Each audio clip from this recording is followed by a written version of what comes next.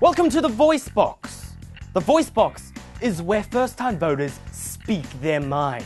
What issues are important to you this week and why?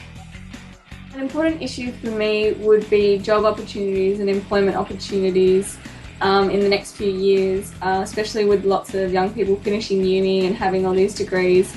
I think it's really important that they can get a job in their field without having to be knocked back all the time and having these positions available for them.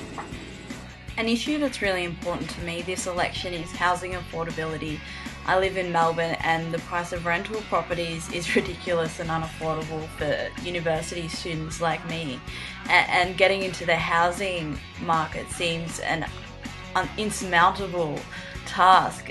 When my dad first bought a house, it was $60,000. That was three times his salary at the time. Now, if I'm looking to get into an entry-level job, say starting about $50,000, and I'm going to want to buy a house in a suburb similar to the one I live in now, then the cheaper houses that aren't even that great quality at $500,000, that's almost 10 times what I'll be earning. So it's not affordable. It's not an achievable thing for young people. So I want to know what politicians are doing to make it easier for young people like me to get into the housing market and to be able to own their own home.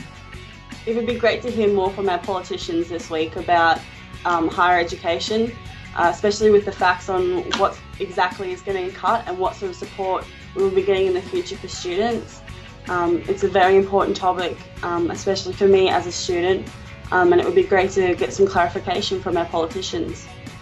Something I'd really like this week is a change in the way politicians are talking. I feel like instead of talking about policies that they have planned for our future, there's just always this negativity, and that's something that I'd really like to see different and change this week, change in dynamic.